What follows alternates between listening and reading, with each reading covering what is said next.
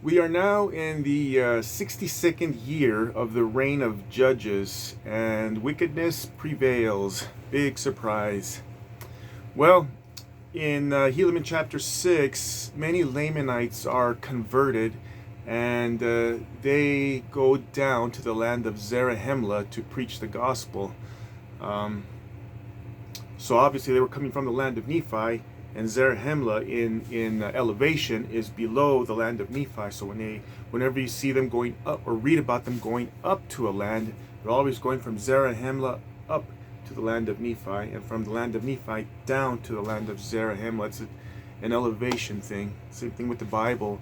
They go up to the city of Jerusalem, or they go down to the city of Jericho. So anyway, the Lamanites, they go down to the land of Zarahemla, and they began preaching the gospel with much persuasion. And so many Nephites, they become humbled and they are converted. And so now we go back to a period of prosperity.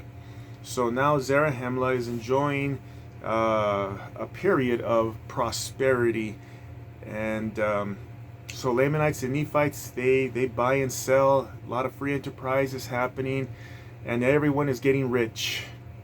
And so there's so much prosperity that the Lamanites now go to the land north, up north, way above Bountiful, and they go up there and preach the gospel up there. And Nephi and his brother Lehi also go up to the land north and begin preaching the gospel there.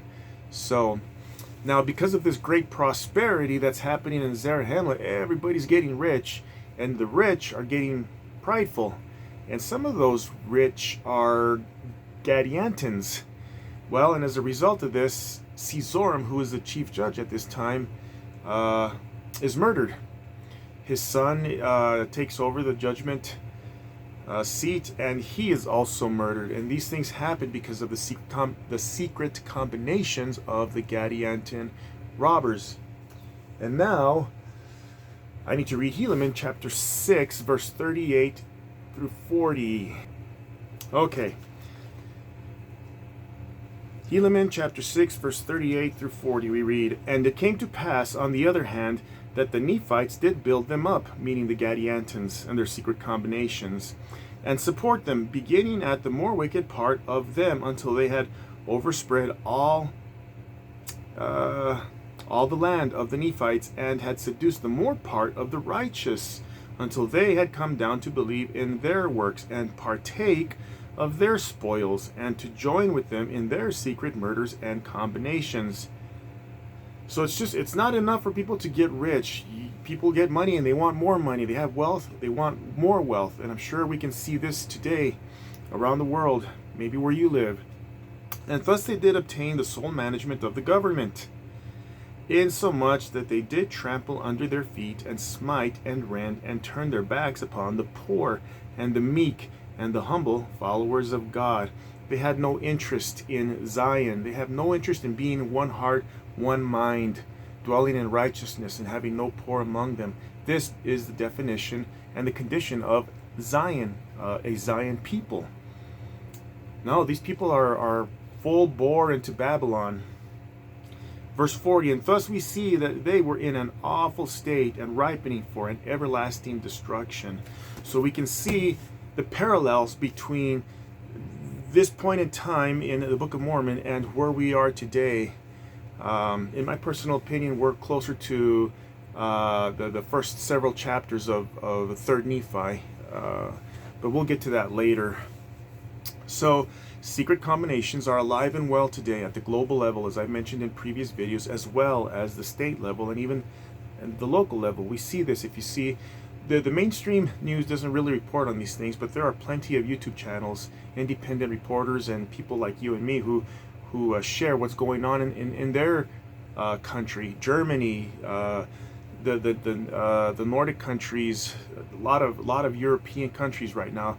A lot of farmers are protesting, dumping piles and piles of dirt and manure on Parliament, on the steps of parliaments, where in their own respective countries, even countries, there are a lot of protests going on in Central America and some in South America, and many of those are migrating now to the United States. There are some states here that have become sanctuary states, and they are now suffering the effects of that. It's a lot of crime. So also, the secret combinations that have been happening since 2020. I will tell you, and I looked this up, over 500 new billionaires were created during the pandemic, and many people have been dying suddenly ever since. Billions of dollars went to Utah, in the state where I live, which to my understanding cannot be accounted for today. I watched this happen, and so here in Utah, our state is ripe with corruption because of the Nephites who support the Gadiantans here in Salt Lake City. And this brings me to my final thought, which I want to share with you. My friend Rob Smith over at Upward Thought,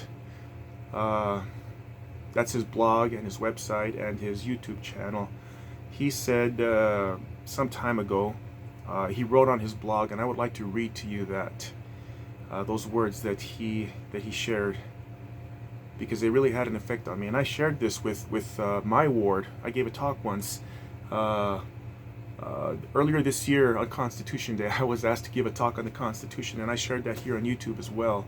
And I read this part, quote, "There are many Christians who are looking for the mark of the beast." Now we're talking about secret combinations and their effects today, and the effects that will be felt in the near future. So, continuing, "Though none seem to get what that will be, there are those who are getting closer in their guesstimates. The mark of the beast will indeed be a specific thing. However, it doesn't come out of nowhere. Those with eyes to see recognize that it is merely the last step on a path that began some time ago. Unfortunately, almost all of those who watch for the mark of the beast, heeding the warning of the terminal nature of the choice to accept it, are already on the path to accepting it. They don't realize that if they criticize those who are canceled instead of offering to help them, if they stay in a geographical place they know is not best for them and their family, even when they have the ability to move, if they stay silent to protect their income even while harming their conscience, if they take a mandated experimental instead of losing their job, they are already on the path to taking the mark of the beast. They are already conforming to the presently available previews of the future situation. The future situation will be much harder to avoid than these things are now. If you can't or won't do the right thing now, it is extraordinarily unlikely you will do the right thing later. Wake up." End quote. So, there are global Gadiantans in the world today who want you to become a good global citizen.